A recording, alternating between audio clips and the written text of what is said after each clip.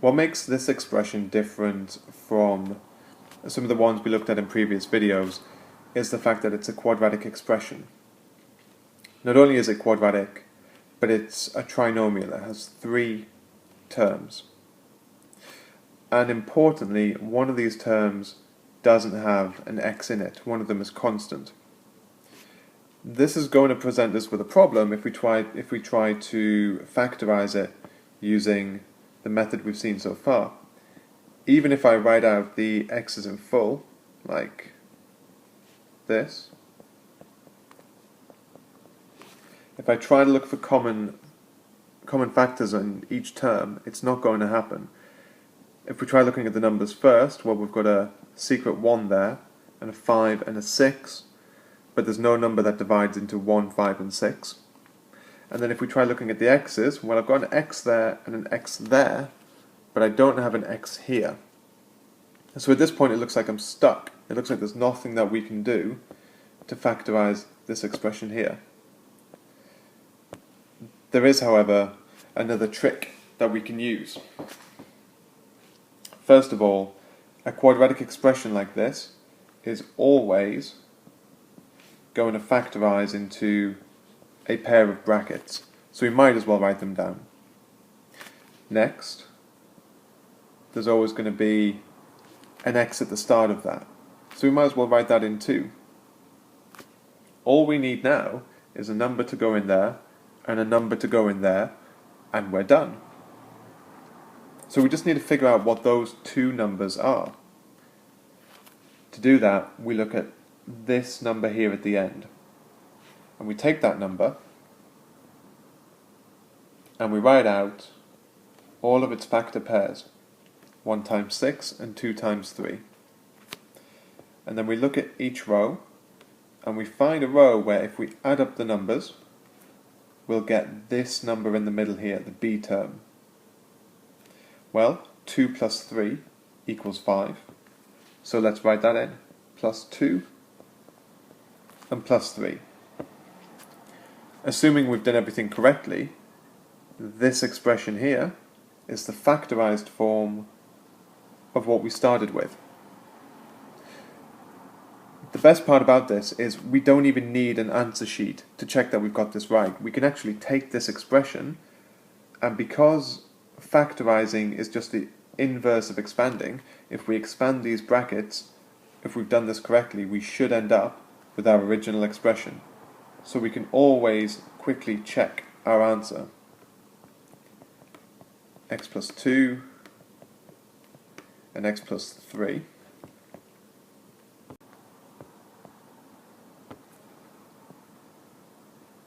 Today I'm going to be using the monkey man method to expand.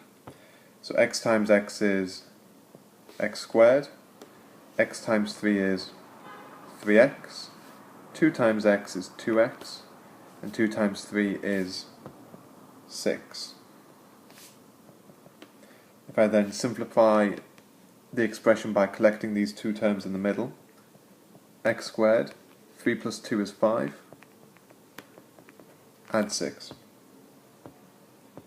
which is exactly the same thing we started with. I have definitely successfully factorized that expression. Now what's going to make this expression different from the previous one is the fact that there is this negative term at the end. It's going to change things in just a small way, but quite an important one.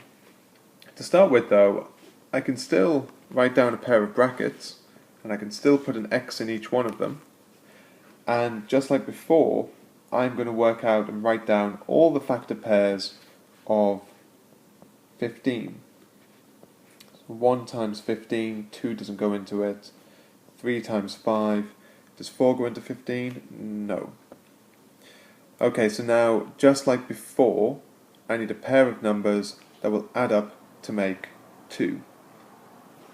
The thing that this negative term changes is when I multiply these numbers together, they have to make negative 15, not positive 15.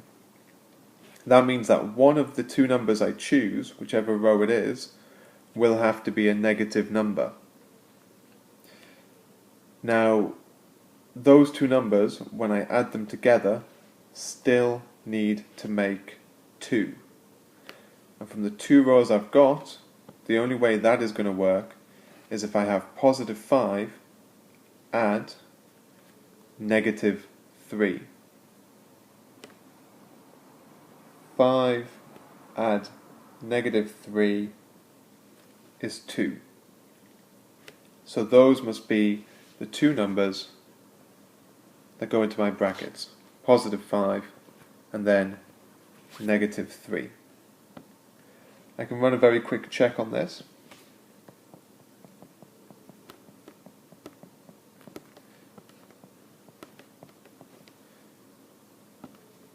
So I've got x times x is x squared, x times 3 is negative 3x, 5 times x is 5x, and then 5 times negative 3 is negative 15.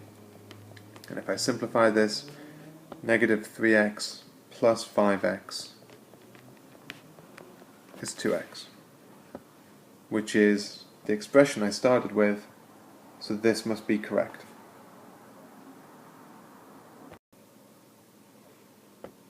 Like before, this expression is going to be a little bit more awkward because I've got a negative term in there. This time it's negative b coefficient. But, just like before, I can still write down a pair of brackets, and I can still write down an x, and I'm still going to choose that c term at the end there, and write out all of its factor pairs. 1 times 30, 2 times 15, 3 times 10, 4 doesn't go into 30, but 5 does. 5 times 6. Now what's special about this expression this time? When I choose my pair of numbers, they're going to have to add together to make negative 13. Now, there's no way I can add two numbers together and make a negative number unless at least one of them is negative. But actually, since when they multiply together they have to make positive 30, I know that both numbers, whichever pair I pick, both of them are going to be negative. So I'm going to have two negative numbers which add together to make negative 13.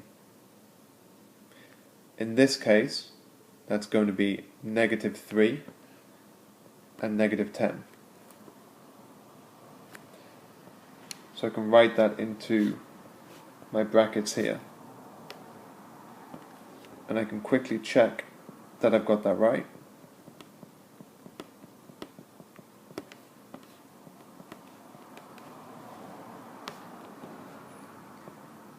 X times x is x squared, x times negative 10 is negative 10x, and negative 3x, and negative 3 times negative 10 is positive 30.